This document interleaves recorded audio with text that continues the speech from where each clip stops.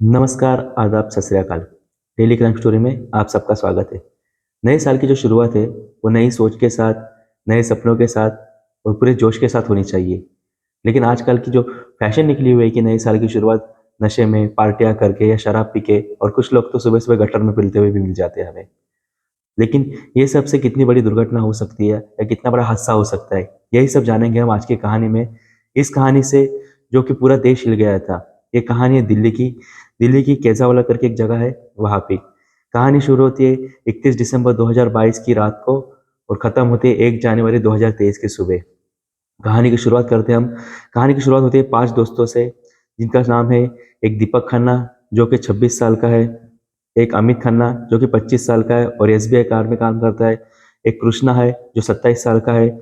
एक मिथुन है, जो 26 साल का है और एक हेयर ड्रेसर है। तीसरा पांचवा दोस्त है मनोज, जो 27 साल का है और जो रेशन डीलर है। 31 दिसंबर की रात इन चारों दोस्तों ने प्लान किया कि क्यों ना ये जाने वाले साल के मतलब 2022 को एक बड़े जोश के साथ विदा किया जाए। उस दिन शराब पीते, पार्टी करेंगे, मस्ती करेंगे, घूमने जाएंगे। और इसी बड़ी सोच के साथ वो पांचों दोस्तों घर से निकलते हैं और उनको एक घूमने जाने के लिए कार की जरूरत होती है। उनका और एक दोस्त रहता है, जिसका नाम होता है आशुतोष। उससे गाड़ी मांगते हैं और कहते हैं कि हम सब घूमने जा रहे हैं, तो हमें तुम्हारी गाड़ी की जरूरत है। आशुतोष उनको गाड़ी दे देता है, जो गाड़ी का नंबर था DL8CAY6414। कार लेते हैं, सभी दोस्तों मस्त पैकी पार्टी करने 31 दिसंबर को निकल जाते हैं। मतलब बहुत सारी शराब पीते, मस्ती करते। ये तो हो गई कहानी की एक साइड। एक दूसरी साइड में आते हैं, जहाँ पे दो लड़कियां हैं। एक का नाम है अंजलि। अंजलि एक 23 साल की है और उसके घर की हालत बहुत ही गरीब है। उसके 8 साल पहले उसके पिता का देहांत हो चुका था। जो माँ थी वो बीमार रहती है, उसकी दोनों किडनियां खराब हो चुकी है। घर में एक भाई है जो छोटा है और अंजलि बड़ी है। मतलब पूरे घर की जिम्मेदारी अंजलि के ऊपर है और वो इवेंट मैनेजर का काम करती है। 31 दिसंबर की रात वो घर पे भाई को बताती है कि मैं कुछ पार्टी है, इसलिए मैं आज रात को घर पे लेट आऊंगी। उसकी एक सहेली जो भी उसी में एरिया में रहती है, जिसका नाम है निधि, उसको वो साथ में रहती है। और वो रोहिणी सेक्टर 23 में जो ओयो का कमल होटल है, वहाँ पे दोनों लड़कियां जाती है। वहाँ पे एक रूम बुक हो जाता है, जहाँ पे उनके कुछ और साथी भी आने वाले थे। थोड़ी देर के बाद उनके साथी भी आ जाते हैं। और वहाँ का जो मैनेजर है, जिसका नाम अनिल है, कुछ एक महीने ही उसने ज्वाइन किया हुआ था, उसने बताया कि ये जो अंजलि है, वो इससे पहले भी बहुत बार पार्टी करने यहाँ पे आई हुई है। रूम बुक होने के बाद कुछ थोड़ी देर के बाद उनके कुछ दो दोस्त आ जाते हैं वहाँ पे। और रूम में पार्टी, शोर, गाना, मस्ती, मजाक और शराब पीना चालू हो जाता है। कुछ टाइम होने के बाद ऐसे ही दोनों जो सहेलियां रहती है, वो होटल से बाहर निकलती है, होटल के रूम से बाहर निकलती है और उन दोनों के बीच में झगड़ा चालू हो जाता है। झगड़ा इतना जोर से चालू हो जाता है कि वो दोनों आपस में ही एक दूसरे को गाली देना चालू कर देते हैं। इससे जो होटल का स्टाफ होता है वो भी परेशान हो जाता है।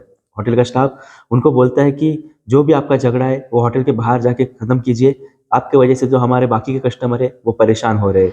दोनों भी गाली गलौज करते हुए होटल के जो पार्किंग एरिया है वहाँ पे पहुंच जाते हैं। वहाँ पे उनकी जो टू व्हीलर एक स्कूटी पार्किंग में होती है, वहाँ पे वो स्कूटी पार्किंग से गाड़ी लेती है। अंजलि, जो कि नशे की हालत में पूरी तरह से धुत है, वो स्कूटी चलाना चालू कर देती है और निधि उसके पीछे बैठी है। और दोनों के बीच इस टाइम पे भी झगड़ा चालू ही रहता है।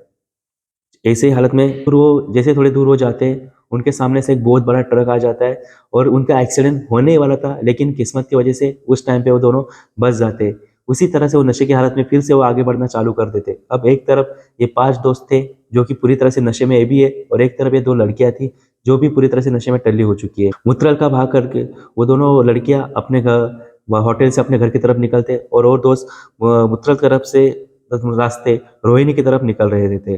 गाड़ी जो दोस्त रहते हैं उनके गाड़ी के अंदर गाड़ी का स्पीड बहुत ज़्यादा रहता है। गाड़ी में बहुत ही शोर शराबा या जोर जोर से गाने बजते रहते हैं। इसकी वजह से उनको बाहर से कुछ सुनाई देता भी नहीं है। गाड़ी के जो कांच रहते हैं उनको ब्लैक फिल्म लगाया रहता है, जिससे बाहर वाले को कुछ अंदर दिख भी नहीं सकता था। अंधेरी रात थी, गाड़ी बहुत तेजी से भाग रही थी। कुछ दूर आने के बाद सुल्तानपुरी करके एक जगह आ जाती है, जहाँ पे इन लड़कियों की स्कूटी, इनकी कार आपस में टकरा जाती है। अंजलि नीचे गिर जाती है, लेकिन उनको गाड़ी में जो बैठे रहते हैं उनको लगता है कि शायद कुछ तो गाड़ी के नीचे आया रहेगा या कुछ तो टकराया रहेगा। वो उसी स्पीड में गाड़ी भगाते रहते हैं, लेकिन जितना स्पीड में वो गाड़ी भगाते हैं उनको पता चल जाता है कि जो ड्राइवर की सीट के बाजू की सीट रहती है उसके नीचे कुछ तो अटका हुआ है या कुछ तो घिस रहा है उससे। इसलिए 2-3 किलोमीटर जाने के बाद ड्राइवर की सीट का जो बाजू के सीट वाला रहता है वो आदमी खिड़की से कांच नीचे करता है और नीचे जाके देखता है कि गाड़ी के कुछ कुछ अटका है कि नहीं। तब उसको एक लड़की का हाथ बाहर लटका हुआ दिखता है। तब उनको पता चलता है कि हमारी कार के नीचे एक लड़की आई हुई है जो कि घिस रही है। अब वो आदमी अंदर से डर जाते हैं और उसी स्पीड में गाड़ी जोर-जोर से भगाना चालू कर देते हैं। वो गाड़ी ज़ोर-ज़ोर से भाग रही थी और वो लड़की नीचे उसकी गाड़ी के नीचे ही घसीटते हुए जा रही थी। अब ये सिलसिला चालू हो रहा था। अब ये गाड़ी रास्ते से भाग रही थी, तब तक सुल्तानपुर, अमर विहार, प्रेम नगर, कंसावली इन इलाकों में घूम चुकी थी। जब ये गाड़ी घूम रही थी, तब रास्ते पे चलने वाले जो आदमी था, उसने ये सब चीज़ें देखा कि एक गाड़ी जो भाग रही है और उसके नीचे एक लाश अटकी हुई है। वो तुरंत पुलिस को फ़ोन कर देता है, कांझावाली पुलिस को, और बताता है कि एक गाड़ी इतनी स्पीड से भाग रही है और उसके नीचे एक लाश घसीटते हुए जा रही है। पुलिस तुरंत एक्शन में आ जाती है। अब तक ये गाड़ी कम से कम 13 किलोमीटर उस इलाके में घूम चुकी थी। अब उनको पता चल चुका था कि गाड़ी के नीचे एक लड़की है जिसकी अभी लाश हो चुकी रहेगी घिसटने की वजह से, लेकिन वो रुकते नहीं। इसी कंडीशन में वो गाड़ी भगाते रहते। कुछ दूर जाने के बाद एक सुनसान इलाका आ जाता है जहाँ पे कंसावाड़ी करके जगह है, जहाँ पे हनुमान का मंदिर है। वहाँ जाके वो गाड़ी रोक देते और गाड़ी के नीचे देखते, जो कि ड्राइवर के बाजू की सीट रहती है वहाँ पे देखते। इस बीच उन्होंने बहुत बार गाड़ी यू टर्न मारने की कोशिश की, गाड़ी को जोर जोर से ब्रेक लगाने की कोशिश की और कैसे भी करके लाश गाड़ी से निकल जाए और गाड़ी वहाँ से निकल जाए और लाश नीचे गिर जाए, लेकिन ऐसा कुछ नहीं होता। जो अंजलि के कपड़े रहते हैं वो पूरी तरह से जो गाड़ी के पहिए रहते हैं उसमें अटके रहते हैं। इसकी वजह से गाड़ी उसी तरह से उसी लाश को घसीटते हुए निकलती रहती है। जब वो लोग गाड़ी रोकते और नीचे देखते और वो लाश की हालत इस तरह से हुई गई थी कि उसका जो पूरे कपड़े वो पहिए में अटक चुके थे, उसका एक पैर घिस-घिस के पूरा खत्म हो चुका था, दूसरा पैर टूट चुका था, मुड़ चुका था। घिसने की वजह से अब शरीर में एक भी खून का कतरा नहीं बचा हुआ था। वो लोग डर जाते, उसी हालत में उस लाश को बाहर निकाल देते और बाहर फेंक देते और वहाँ से भाग जाते। अब पुलिस एक्शन में आ गई थी। कुछ 4:15 को पुलिस को वो जो लड़की रहती है अंजलि, उसकी लाश मिल जाती है और तुरंत पुलिस अपनी कानूनी प्रक्रिया या कानूनी प्रोसेस चालू कर देती है। जिसने भी वो रास्ते से जाने वाली गाड़ी को देखा था, उसने तो पुलिस को यह तक बताया गया था कि गाड़ी का रो नंबर क्या है।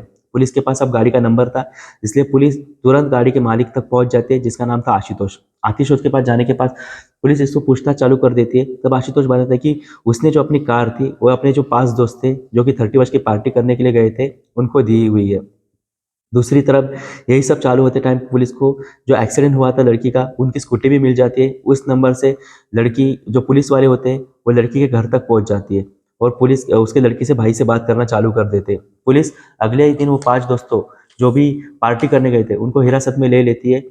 तब बताया जाता है कि उनको यहाँ तक पता नहीं था कि उनको ऐसा लगा था कि जो गाड़ी के नीचे कुछ तो आया रहेगा, या ऐसा लगा नहीं था कि उनको गाड़ी के नीचे एक लड़की आई हुई है। ये तो हो गई कहानी की एक बाजू। दूसरी बाजू, जब दोनों लड़कियां निधि और अंजलि जब होटल से जोर जोर से झगड़ा करते हुए बाहर निकली थी, तब निधि ने ये सब देखा हुआ था कि अंजलि गाड़ी के नीचे आई हुई है, वो जोर से चिल्ला रही है, चीख रही है, गाड़ी उसको घसीटते हुए लेके जा रही है। लेकिन जो निधि थी उसने यहाँ तक नहीं समझा कि जाके उस गाड़ी को रोके या होटल का जो स्टाफ है उनको इन्फॉर्म करे या किसी की मदद मांगे या किसी को इन्फॉर्म करे।